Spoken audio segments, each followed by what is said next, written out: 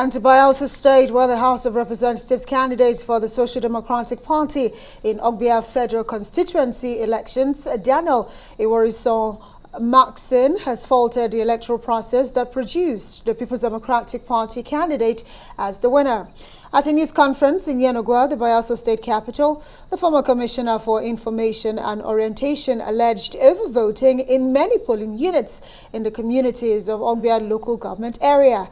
The SDP candidate says he's taken steps to write the INEC to furnish him with details of the unit results in the 13 words. Ward 11, Unit 7 in my community, Opome. The Beavers was already preloaded with 158 votes, even when no single vote had been cast.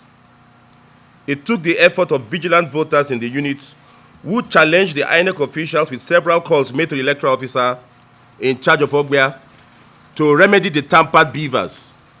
The massive electoral fraud that took place in Otueke, as reported by our agents on ground, made the collation of votes to stretch into the wee hours of midnight. We are calling on INEC to revisit results entered in favor of the PDP in Otueke, Emerengi, Elebele, and Otuosega. We have every reason to believe that results in the aforementioned communities are doctored and skewed in favor of the PDP. And the SDP candidate for the House of Representatives in Ogbia Federal Constituency, Bayelsa State, Daniel Maxine Iworiso, joins us now. Maxine, very warm welcome to this special coverage of the presidential and general National Assembly elections, rather. And the smiles, you still managed to put some on your face. No, but we have no choice, you know. In the face of all of these anomalies, we have a duty to tell our people, those of our supporters all across my constituency, that there's hope. Because, you know, the truth of the matter is that, my friend Christian, in the face of all of this, we can't be silent. I mean, Nigerians have seen that this election in 2023, with all of the high hopes that INEC has given us in terms of giving us a free and fair, credible elections. Well, it's obvious that INEC failed. And INEC failed massively. And unfortunately, I contested in that election, and I can tell you without any iota of doubt that INEC disappointed Nigerians. INEC disappointed Nigerians, your words. So let's talk about your particular constituency. What were the peculiar issues that you noticed with the elections there? Amaka, let me tell you straightforward. I represented the Ogbia Federal Constituency. I contested in that election. And what was very obvious to start with, election that was supposed to start at 8:30 a.m. did not start until like 12. In some polling units in my constituency, election started at 2:30 in the afternoon. And from INEC's timetable, election was supposed to end at 2:30. So INEC said, well, as long as you're on the queue, you're eligible to vote. So people came out massively.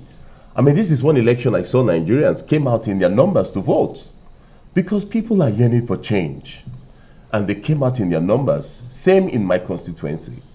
They came out as early as 8 a.m. and waited until INEC showed up eventually at 12. And when they decided to set up, elections started maybe about 1, in some cases 2, and voting commenced.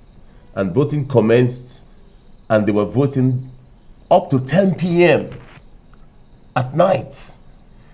I mean, you and I know that. But the officials were there. Oh, the officials were there. But and security was there. Oh, forget about the security. And 141 polling units were rescheduled for the next day by Look, let me tell you, I was a participant in that electoral process. And I can tell you that, see, when you have elections going into the wee hours of the night, anything can happen. And the truth of the matter is that a lot did happen. There were manipulations to a level where it got so bad.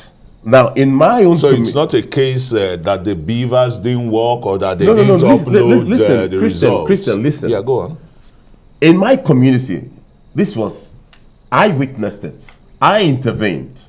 That's a community where former President Goodluck Yes, Jonathan. I am from the same constituency with the former president. Right. Okay, constituency 1 precisely. But my community is different from his own community. He is from Otweke. I am from Opome. In my community, beavers, particularly in Unit 7, was preloaded.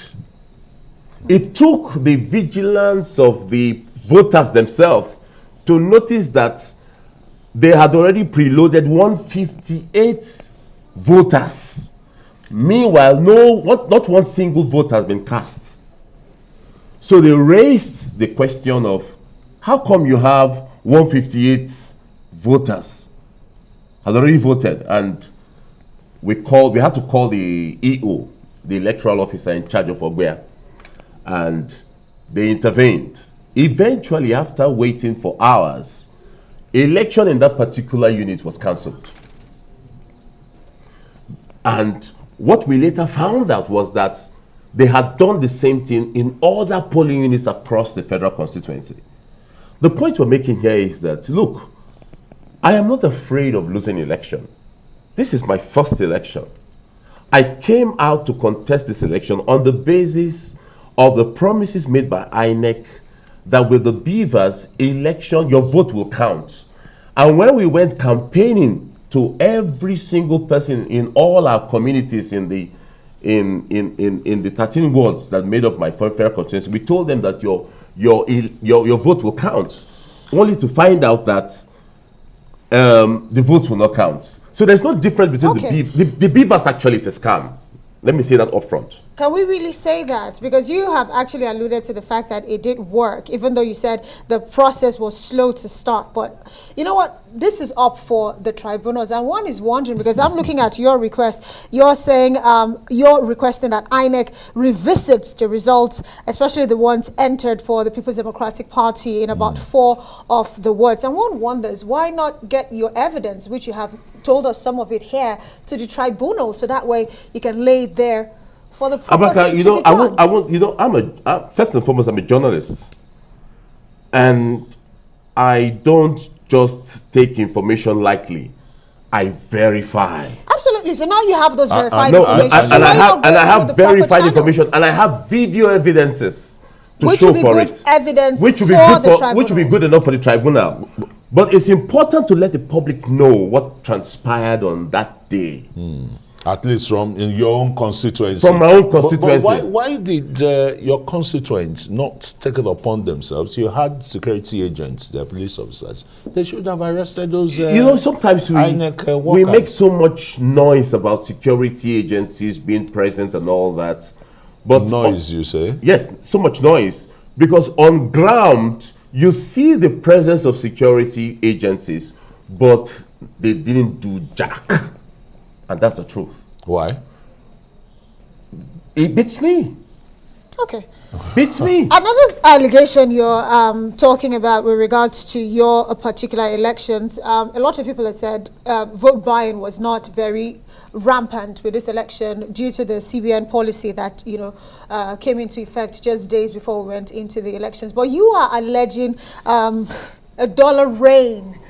Okay, in your it's not alleging. So are you saying if you come vote buying? No. If you come to my constituency, it was obvious. There was actually dollar rain. Not naira. Not naira rain, because the CBN made it impossible for people to have naira.